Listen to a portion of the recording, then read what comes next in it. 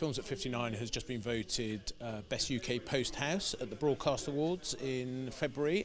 So our 2018 has got off to a fantastic start, I'm pleased to say. So yeah, we're absolutely delighted. The whole team in the office, we're very proud to have received the award. I think it just reflects our dedication to providing the best service we can to all our client base.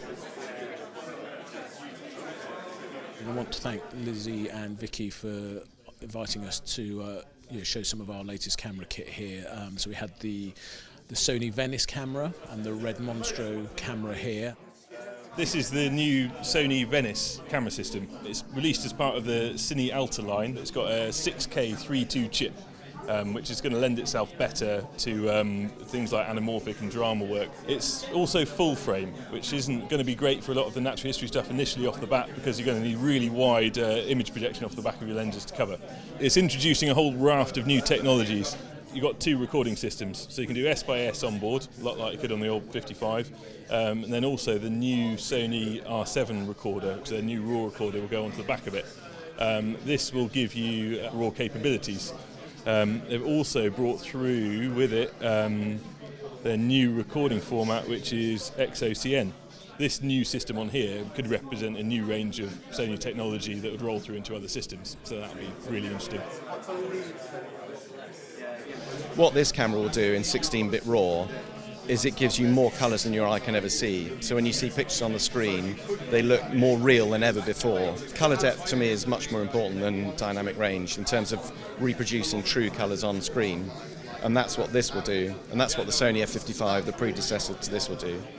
But in terms of image resolution, colour depth, picture quality, this is the future right here. It's just only arrived in Bristol last night, so that's how new it is. Well, they've only just started shipping. This is one of the very first units being shipped. Yeah.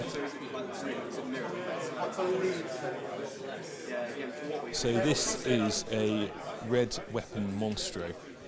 So it's basically a weapon with a new 8K MONSTRO sensor in it. This is a full frame 8K sensor. It's not a new camera system as such, it's a sensor upgrade for an existing red system. Interestingly, with this one, you're going on to full frame, so a lot of the old lenses aren't going to cover. It's also billed as having 17 stops of dynamic range, which is really impressive. As soon as you start making the sensor size bigger, it then means you need different lenses to try and cover the sensor. So big chip isn't always the way to go for natural history. Obviously, when the weapon and the helium came out, the sensor was much bigger. They caught up, they brought out the big lenses to cover, assuming that at the moment 4K has sort of reached its max. Somebody like the BBC would want to be pushing it again to the next level, so it will have to be 6 or 8K, though somebody will bring out some lenses at some point that will cover this, and it will filter back down just like it did with 4K. When I get a phone call from, say, the production company, the production manager, and they want to book the kit, what would be really helpful for both them and for us, they'd sat down, done the planning, like I say, from the point of acquisition all the way through, we could, I suppose, manage their expectations better with what we could offer from an equipment point of view, so that they obviously get the best value for money on the screen, and that there are no issues further down the line which may be costly to fix in a post point of view. We provide full service post facilities that goes from sort of workflow consultancy and planning right through to delivery, including picture post, grade and online and finishing,